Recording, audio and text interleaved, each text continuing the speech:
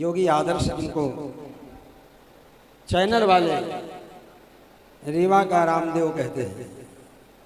हमने भैया आप रीवा के आदर्श से सब जगह के आदर्श बने, इस दृष्टि से। वो तो चैनल वालों की भाषा है, इसलिए वो अपनी भाषा अपने ढंग से कहते हैं।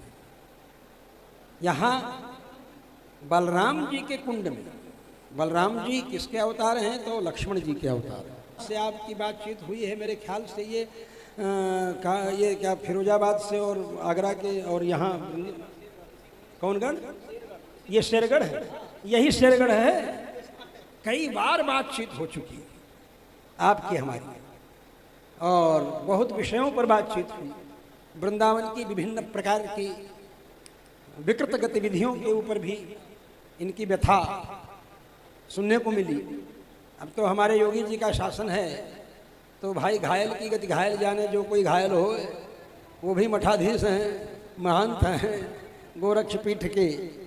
अब उनके समय में अगर महंतों की समस्याओं का समाधान नहीं हो पाया, तो फिर किसके समय में महंतों की समस्याओं का समाधान हो पाएगा?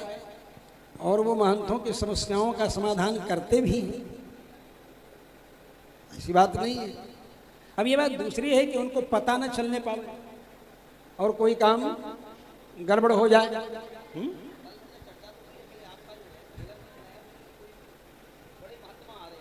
तो ये अंधेरे में सस्पेंस बना करके रखना चाहते होंगे लोग, इसलिए नहीं नाम ले रहे होंगे। बहुत बड़े महात्मा तो नहीं है, न मेरा डील डोल बड़ा है, न मेरी दाढ़ी बड़ी है, और न मेरी चोटी ही बड़ी है। तो नाम तो भाई राम जिसे भी बढ़ करके उनका नाम है। राम एक तापस तारी, नाम कोटि खल कुमत उधारी। भगवान का नाम जो है करोड़ों दुष्टों को उद्धार करके सद्गति प्रदान करता है। और जबकि भगवान राम ने एक तपस्वी की पत्नी अहल्या का उद्धार किया, और उनका नाम जब करके पत्थर बुद्धि वाला भी दिव्य कवि हो जाता है। भयो आदि कवि नाम प्रभाव, नाम के प्रभाव से आदि कवि। आदि कवि कौन? महर्षि वाल्मीकि। जिसको श्लोकों में बात करनी हो, वह व्यक्ति नियमित रूप से रोज 5 सर्ग वाल्मीकि रामायण का पाठ करे, संस्कृत श्लोकों का, तो 12 वर्षों लगातार पाठ करने पर श्लोक में वार्तालाप करने की शक्ति उसको मिल जाएगी। यही है बहुत अद्भुत। मैं तो कहता हूं कि भाई ज्यादा कुछ मत करो। एक अध्याय भागवत, एक अध्याय वाल्मीकि रामायण, एक अध्याय बने सर्ग। वहाँ सर्ग है, महाकाव्यों में सर्ग होते हैं, तो महाकाव्य रामायणम नाम परम तु काव्यम, स्वयं वाल्मीकि रामायण में ही। तो आदि काव्यमिदम, सीधे कहते हैं आदि काव्यमिदम, माने यह आदि काव्य। आदि काव्यमिदम कृष्णम पुरा वाल्मीकि नाकृतम, महर्षि वाल्मीकि ने जो बनाया। रामायण वही है। गोस्वामी जी भी कहते हैं कि रामायण वही है, ये तो रामचरित मानस। इसलिए गोस्वामी जी कहते हैं बंदो मुनि पद कंज रामायण जही निरमय। उन मुनि पद कंज श्री वाल्मीकि जी को प्रणाम है जिन्होंने रामायण का निर्माण किया। ऐसी स्तुति करते हैं बालकांड में प्रथम में ही गोस्वामी तुलसीदास।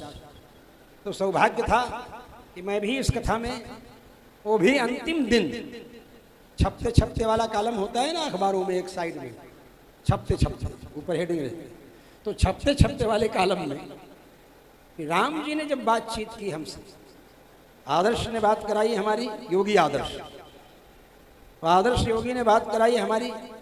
2 बार बातचीत की। इन्होंने आदर्श जी से कहा कि मेरी हिम्मत नहीं पड़ती स्वामी जी से बात करने की। ऐसी क्या बात है भाई, मेरा तो फ़ोन भी मैं ही उठाता हूँ, कोई ये फ़ोन नहीं उठाता है।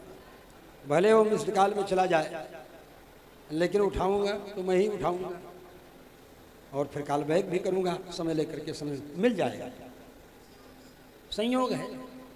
तब बातचीत हुई, फिर कहा कि घर बुलाना चाहता हूँ, घर में आपका शरण पड़ जाए।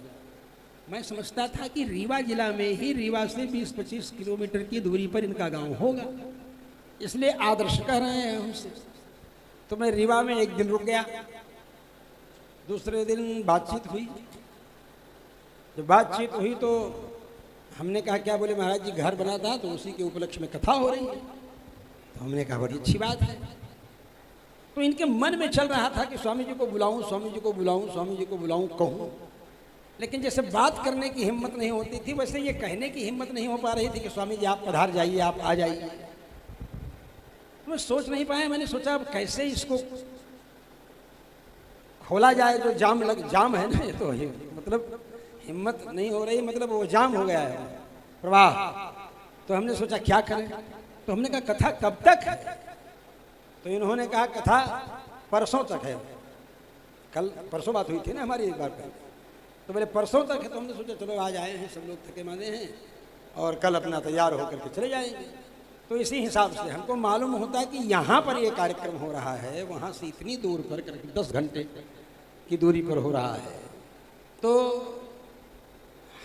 सवेरे पहले चलता कल, लेकिन मैं सोचा कि नज़दीक में ही 20-25 किलोमीटर है तो 4 बजे जाएंगे, 6 बजे जाएंगे तो भी 7 साढ़े 7 बजे तक लौट आएंगे, ये सोचा। तो संयोग ही है, जब बातचीत हुई आदर्श ने बताया कि वहाँ कथा हो रही है। हमने समझा रीवा में। बोले नहीं स्वामी जी, वृंदावन से दिल्ली की दिशा में जाते समय 25-30 किलोमीटर बढ़ने पर, 40 किलोमीटर बढ़ने पर तब ये जगह पड़ती है। ये कहा रे, लेकिन अब विलम्ब तो हो ही गया। हमारे मित्र रामायण प्रसाद त्रिपाठी जी चौराहटा के हैं, बड़े अच्छे विद्वान हैं, व्याकरण के, हमारे बाल सखा हैं, साथ में पढ़े हैं हम लोग अयोध्या में। तो राहुल सांकृत्यायन का नाम आप सब लोगों ने सुना है। तो उनके जो गुरु जी थे उन्हीं के भतीजे वही हम लोगों को पढ़ाते थे। राहुल सांकृत्यायन की बहुत सी बातें बताते थे कि राहुल सांकृत्यायन जब दर्शन करने के लिए गए, बाबा सरजूदास जी का जो उनके चाचा जी थे, हमारे गुरु जी के में जो पढ़ाते थे व्याकरण हमको अयोध्या में, पंडित राम लखन पाठक गुरु जी का नाम लेते समय कान पकड़ लिया जाता है। संगीतज्ञ लोगों की विद्या है। संगीतज्ञ लोग जब भजन गाते हुए गुरु का बनाया हुआ और उनका नाम कहते हैं तो कान पकड़ लेते हैं। तो वही पाठक गुरु जी बाबा सरजूदास जी के भतीजे थे। बाबा सरजूदास जी की सन्निधि में राहुल सांकृत्यायन पढ़ते थे।